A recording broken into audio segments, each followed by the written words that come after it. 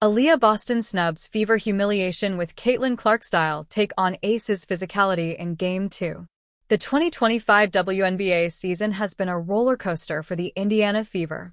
The team has taken a fair share of hits with the league's shift toward a more physical style of play. Caitlin Clark has been on the receiving end of that physicality multiple times, and Sophie Cunningham has felt it too. Despite the bruises, the Fever stunned the league with a first-round upset over the Atlanta Dream. They carried that momentum into the semifinals, stealing Game 1 from the Las Vegas Aces before falling in Game 2 to a more prepared opponent.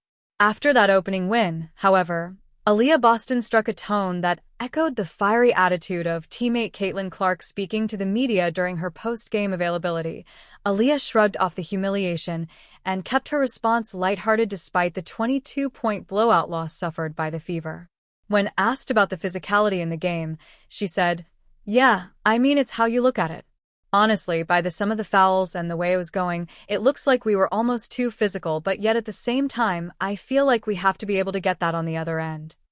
In Game 1 of the series, the Indiana Fever had dominated the Las Vegas Aces, who couldn't handle Indiana's high intensity. But in this game, the Aces and more importantly, Aliyah Wilson answered the call made by head coach Becky Hammon. While many players would be intimidated by these performances, Aliyah Boston took a page out of Caitlin Clark's book. "I think sometimes when you just look at the game as a whole, when you look at the way that it works, sometimes you manipulate it into different ways, and you have smaller matchups.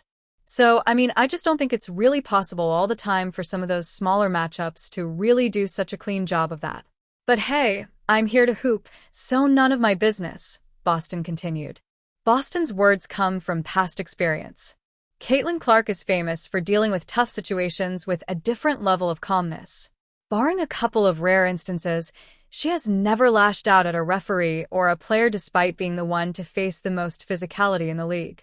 And in her absence, it seems like Aliyah Boston seems to be carrying on the same attitude that has made the Indiana Fever one of the best and relaxed locker rooms. Can the Indiana Fever make home court advantage count?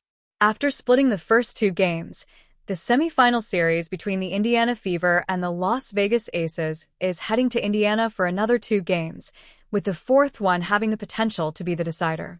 But after getting a reality check, can the Indiana Fever hold its home court and make it to the WNBA Finals for the first time since 2015? Odds say yes. The Indiana Fever's advantage is the home support.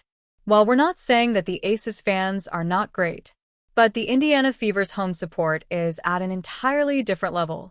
With nearly 700,000 fans turning out across the season, even without Caitlin Clark, the Fever set the league standard for support with a team deep in the playoffs after a decade, and the Fever has the home court advantage for 2 crucial games.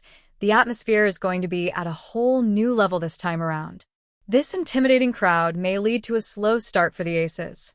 And if Game 1 was any indication, the Indiana Fever is well-equipped to make teams with low-intensity pay. There might be an injury boost for the Fever as well. Ruled out since the playoffs due to a concussion, Damiris Danta's expected return date in September 26th, 1 day before the game. If she is indeed back, it would be a big boost for the Fever as it would give them another defensive scheme to throw at Aliyah Wilson.